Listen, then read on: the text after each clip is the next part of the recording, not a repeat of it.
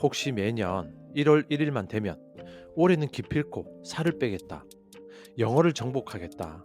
담배를 끊겠다라고 비장하게 다짐해 놓고 1월 15일이 되기도 전에 헬스장에는 기부만 하고 영어책은 라면 받침대가 되고 담배를 다시 무는 자신을 보며 아, 나는 왜 이렇게도 의지가 약해 빠졌을까라며 자책해 본 적 없으십니까? 수십 번 다이어트를 시도했지만 결국 요요 현상이 와서 더 살이 찌고 부자가 되겠다고 가계부를 썼지만 작심삼일로 끝나버리는 것이 이 지긋지긋한 실패의 도돌이표. 도대체 왜 우리는 변하고 싶다고 그토록 간절히 원하면서도 실제로는 단 1%도 변하지 못하는 걸까요? 우리는 흔히 노력이 부족해서 간절함이 없어서라고 생각합니다. 하지만 여러분, 만약 제가 여러분의 실패가 노력 부족이 아니라 여러분이 세운 목표 그 자체가 문제라고 말한다면 어떠시겠습니까? 10kg 살을 빼자, 1억을 모으자 같은 목표 설정 방식이야말로 뇌과학적으로 여러분의 변화를 가로막는 가장 큰 장애물입니다. 여러분이 실패하는 진짜 이유는 행동을 바꾸려 했기 때문입니다. 행동이 아니라 그 행동을 조종하는 사령탑인 정체성을 바꾸지 않으면 여러분의 뇌는 죽을 때까지 과거의 습관으로 되돌아갈 것입니다. 반갑습니다. 여러분의 꿈속에 들어가 함께 억지로 걷게 만드는 꿈을 걷는 자입니다. 아마 목표가 문제라니 꿈은 크게 가질수록 좋은 거 아니냐라고 반문하고 싶으실 겁니다. 물론 방향성은 중요합니다. 하지만 정체성이 바뀌지 않은 상태에서는 목표는 뇌에게 거짓말로 인식될 뿐입니다. 나는 뚱뚱한 사람이야라는 정체성을 가진 사람이 살을 빼야지라고 다짐하면 뇌는 이것을 일시적인 비상사태로 인식할 겁니다. 그리고 살이 조금이라도 빠지면 뇌는 다시 원래의 뚱뚱한 상태로 돌아가기 위해서 식욕을 폭발시킬 것입니다. 이것이 요요의 정체입니다. 저 역시 마인드가 변화하기 전까지 작심삼일의 아이콘이었죠. 아침형 인간이 되겠다고 알람을 10개씩 맞췄지만 3일을 못 가고 합리화하며 다시 늦잠을 잤습니다. 독서광이 되겠다고 책을 몇십만 원어치 샀지만 한 권도 다 읽지 못했습니다. 그때마다 저는 나는 게으른 놈이야. 나는 끈기가 없어라며 스스로를 비난했죠. 그런데 마인드 공부를 하며 충격적인 사실을 깨달았습니다. 제가 실패한 이유는 제가 게으른 사람이어서가 아니라 제 스스로를 게으른 사람이라고 정의하고 있었기 때문이었습니다. 제 뇌는 너는 게으른 사람이니까 부지런하게 행동하는 건 네가 아니야. 빨리 원래대로 돌아가라고 명령하고 있었던 겁니다. 제가 이 메커니즘을 깨닫고 나는 작가가 될 사람이다라고 정체성을 바꿨을 때 놀랍게도 새벽 기상과 독서는 노력이 필요한 일이 아니라 너무나 당연한 일상이 되었습니다. 오늘 저는 여러분의 인생을 발목 잡고 있는 과거의 나를 뇌과학적으로 완전히 파헤치고 새로운 나로 다시 태어나는 정체성 해킹의 기술을 낱낱이 보려 합니다. 행동을 바꾸려 하지 마라. 믿음을 바꿔라. 첫 번째 팩트는 아주 작은 습관의 힘의 저자 제임스 클리어가 제시한 변화의 3단계입니다. 변화에는 세 가지 층위가 있습니다. 첫째는 결과의 변화입니다. 10kg 감량. 둘째는 과정의 변화입니다. 매일 헬스장 가기. 셋째는 정체성의 변화입니다.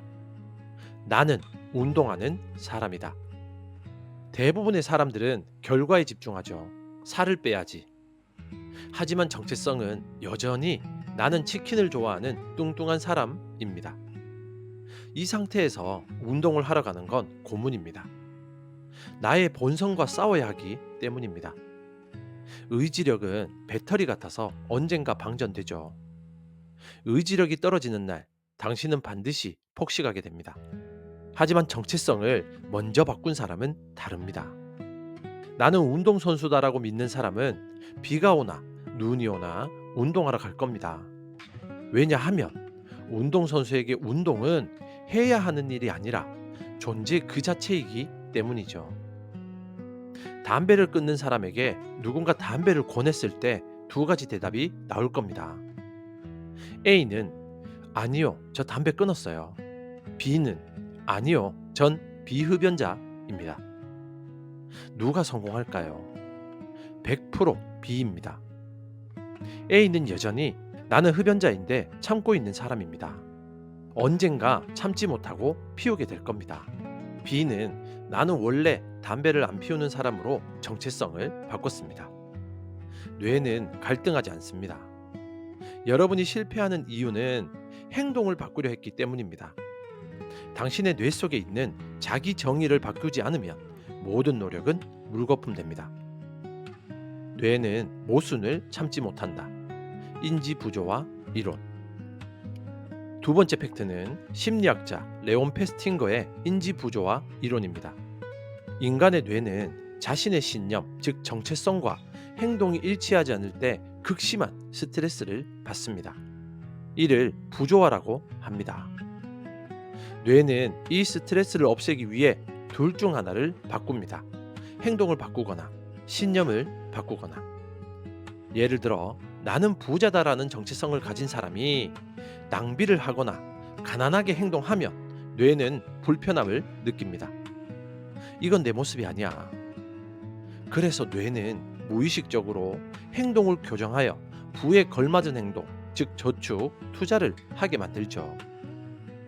이를 일관성의 원칙이라고 합니다. 반대로 나는 가난한 사람이야 라는 정체성을 가진 사람이 돈을 아끼려고 한다면 뇌는 또 불편함을 느낍니다. 야, 공상맞게 왜 그래? 그냥 써버려. 그래서 다시 낭비하게 만들죠. 여러분이 작심삼일하는 이유는 의지력 문제가 아닙니다. 여러분의 뇌가 정체성과 일치하지 않는 행동을 오류로 인식하고 수정해 버렸기 때문입니다. 이를 항상성이라고도 합니다. 따라서 변화의 핵심은 노력이 아니라 쇠뇌입니다. 뇌에게 나는 이런 사람이다라고 끊임없이 주입하여 그 새로운 정체성이 편안한 상태가 되도록 만들어야 합니다. 그러면 행동은 저절로 따라옵니다.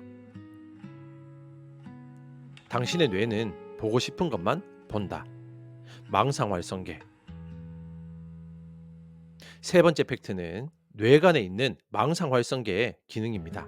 이 부위는 뇌로 들어오는 정보의 필터 역할을 합니다.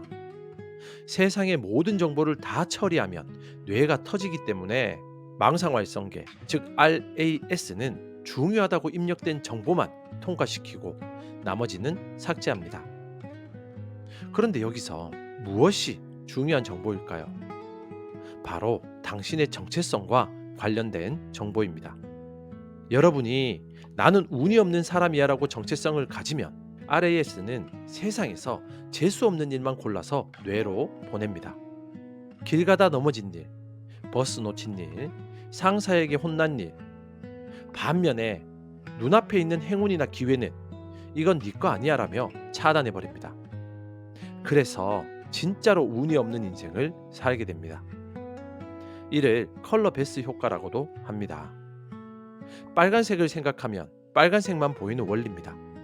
반대로 나는 사업가다라고 정체성을 세우면 RAS는 전에는 그냥 지나쳤던 간판, 사람들의 불평, 뉴스 기사에서 사업 아이템을 찾아냅니다.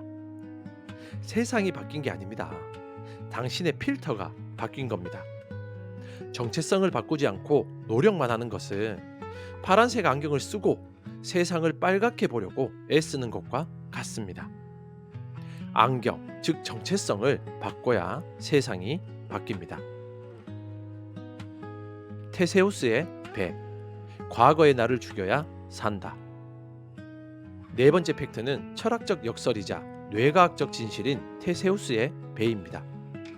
테세우스의 배에서 낡은 널빤지 하나씩을 새 것으로 교체하다가 마침내 모든 부품이 다 교체되었습니다. 그렇다면 이 배는 원래 그 배일까요? 아니면 새로운 배일까요? 우리 뇌와 세포도 마찬가지입니다. 우리 몸의 세포는 끊임없이 죽고 새로 태어납니다. 7년이 지나면 우리 몸의 대부분의 세포는 완전히 새로운 물질로 바뀐다고 합니다. 뇌의 신경망도 마찬가지입니다.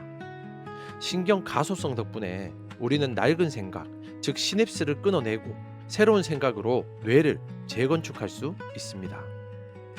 많은 사람들이 사람은 고쳐 쓰는 거 아니다, 천성은 안 변한다라고 말합니다. 이것은 반은 맞고 반은 틀립니다. 과거의 정체성을 고집하면 안 변합니다. 하지만 과거의 나를 죽이면 변할 수 있습니다. 과거의 기억, 과거의 습관, 과거의 트라우마라는 낡은 널빤지를 하나씩 뜯어내고 나는 새로운 사람이다라는 새 널빤지를 끼워 넣으십시오. 어제까지 게을렀다고 해서 오늘도 게을러야 할 의무는 없습니다. 당신은 고정된 명사가 아니라 끊임없이 변화하는 동사입니다. 스스로에게 꼬리표를 붙이지 마십시오. 나는 원래 그래라는 말은 당신의 가능성을 스스로 끊어버리는 저주입니다. 당신은 당신이 믿는 대로 되는 존재입니다. 이것은 자기계발서의 문구가 아니라 뇌과학의 결론입니다. 자, 이제 목표 따위는 쓰레기통에 버리고 정체성부터 혁명할 준비가 되셨습니까? 과거 나의 장래를 치르고 새로운 나로 다시 태어날 3가지 실전 행동 지침을 제안합니다. 첫째, I am 선언문을 작성하십시오. 살을 빼고 싶다 대신 나는 건강한 사람이다라고 쓰십시오. 책을 읽어야지 대신 나는 독서가다라고 쓰십시오. 그리고 이 문장을 매일 아침 거울을 보고 소리내어 읽으세요. 처음엔 어색하고 거짓말 같을 겁니다. 당연하죠. 뇌의 인지 부조화 때문입니다. 하지만 보통 21일만 반복하면 뇌는 이 거짓말을 사실로 받아들이기 시작합니다. 뇌는 상상과 현실을 구분하지 못하니까요. 이것이 변화의 시작입니다. 둘째, 작은 성공으로 정체성에 투표하십시오. 나는 독서가다라고 선언했다면 하루에 딱 한 페이지만 읽어보세요. 한 페이지 읽는 건 쉽잖아요. 하지만 그 행위는 뇌에게 거봐, 나는 진짜 독서가가 맞네 라는 증거가 됩니다. 정체성은 증거가 쌓일수록 강화됩니다. 거창한 목표는 필요 없습니다. 매일 아주 작은 승리의 증거를 모으십시오. 그 표가 모이면 당신의 정체성은 압도적인 지지로 당선됩니다. 셋째, 환경을 새로운 나에게 맞게 세팅하십시오. 나는 건강한 사람이다라고 선언했다면 냉장고에 있는 인스턴트 음식을 다 버리십시오. 나는 사업가다라고 선언했다면 게임기를 팔거나 휴대폰에 있는 게임을 삭제하고 그리고 게임을 판 그 돈으로 정장을 사입거나 사업 관련 책을 사십시오. 환경은 정체성을 담는 그릇입니다. 그릇이 바뀌면 내용물도 바뀔 수밖에 없습니다. 과거의 정체성을 연상시키는 물건들을 눈앞에서 치우십시오. 그것이 당신의 무의식을 자극하는 트리거를 없애는 길입니다. 오늘의 핵심을 3문장으로 요약합니다. 첫째, 목표는 가짜다. 정체성이 진짜다. 결과를 바꾸려 하지 말고 믿음을 바꿔라. 나는 원래 그런 사람이다라는 믿음이 최강의 습관을 만든다. 둘째, 뇌의 일관성 욕구를 해킹하라. 인지 부조화를 역이용하라. 먼저 정체성을 선언하면 뇌는 그 말에 맞추기 위해 행동을 저절로 교정한다. 셋째, 망상활성계, 즉 RAS 필터를 갈아 끼워라. 당신이 규정하는 대로 세상이 보인다. 나는 운이 좋다고 믿어야 행운이 보이고 나는 부자다라고 믿어야 돈이 보인다. 철학자 니체는 말했습니다. 뱀이 허물을 벗지 못하면 죽듯이 인간도 낡은 생각을 벗어버리지 못하면 마음이 죽게 된다. 우리는 매일 죽고 다시 태어날 수 있습니다. 어제의 당신이 실패자였든 게으른 사람이었든 소심한 사람이었든 상관없습니다. 그것은 이미 지나간 데이터일 뿐입니다. 오늘 눈을 뜬 당신은 당신이 정의하는 대로 무엇이든 될 수 있는 백지 상태의 존재입니다. 부디 과거라는 족쇄를 끊어버리고 오늘 밤 당신이 원하는 모습으로 당당하게 다시 태어나시길 바랍니다. 사랑하는 구독자 여러분, 이제 마지막 열쇠는 여러분의 손에 쥐어졌습니다. 나는 누구인가? 이 질문에 대한 대답이 여러분의 내일을, 1년 뒤를, 그리고 평생을 결정할 것입니다. 부디 스스로를 작게 가두지 마십시오. 당신은 당신이 생각하는 것보다 훨씬 거대하고 위대한 존재입니다.